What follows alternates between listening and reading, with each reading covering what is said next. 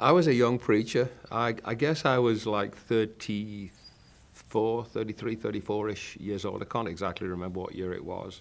But we had started out doing evangelistic work in the United Kingdom. And we were in a big tent which the Lord had directed us to buy. It was a huge thing, 3,000-seat tent. And we had just erected it and put it on for evangelistic services. And this was the first gospel evangelistic outreach that we were doing in it. And just previous to that, having been taught how to put it up by the circus folks that we bought it from, we'd been cursed by witches and warlocks. I'm serious. Some people had sacrificed some animals. The police called me down to the tent in the middle of the night. There were pentagrams painted all over the walls of the tent in animal blood and some skins around, and the police are going nuts and the TV is going nuts. And so we were up against some opposition from dark forces, from the dark side, from evil. And so it was a very interesting situation, because I was a fairly innocent, inexperienced anyway, young preacher, and I was invading some territory where I really didn't have the equipment. I thought I did, but I was very quickly, first time preaching the gospel in this tent, I was very quickly out of my depth, because I'm preaching very nice gospel message about God's love, and I hear a voice say, "No." And I had no idea where it came from. I mean, I had a microphone and great H&H speakers and, massive, desks and boomers and everything else. And I hear this voice from somewhere in the crowd saying, "No." And I couldn't distinguish.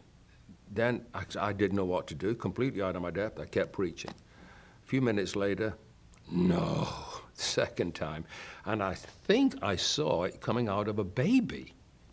And I thought, what? And I'm looking at my team, and they're all going, "I don't know. You've got the microphone. How about it?" So, and then I kept preaching. I didn't know what to do. And then, the third time, and my eye went straight down to this little baby on the second row. And the third time, as the crowd is beginning to get restless, I hear the voice say, "No," like a deep, basso profundo male voice. And it's coming out of this baby. I could not believe it. I don't know what to do. The crowd's getting restless. I am out of my depth. I don't know what to do. And then I'm telling you, something happened to me in a split second that changed my life.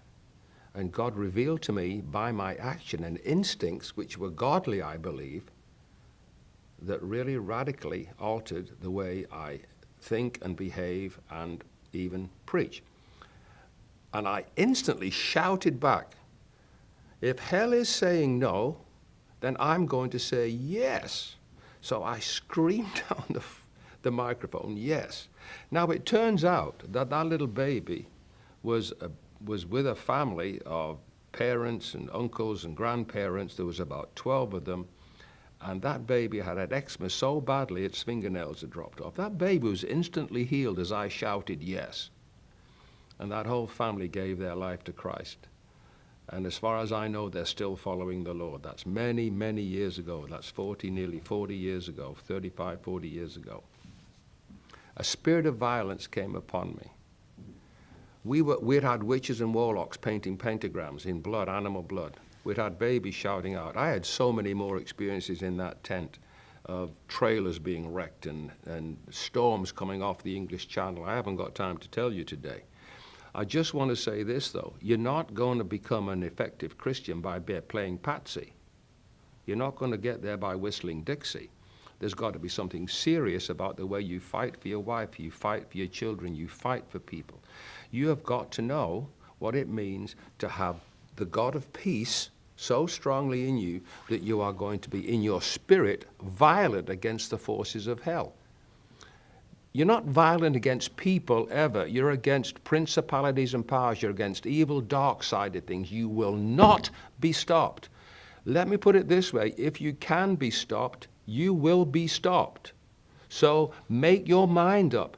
Hell wants to rob, steal, and destroy. I'm here as a deliverer. I'm here as somebody bringing life. To hell with the devil. You're not going to get my family. This generational curse is not going to continue. I'm mad at you, and I am going to tell you the truth. You need to get the finger of God practiced. There's something got to come up in you that says, the hell with it. I'm not putting up with this.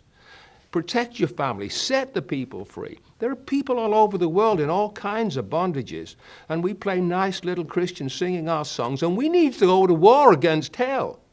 A spirit of violence. I pray that the godly spirit of violence, because you want the peace of God to rule in your life, I pray that the spirit of godly violence will rise up in your soul today. If you're a dad, a mom, a young person going out there, go out there and set the captives free in the name of Jesus.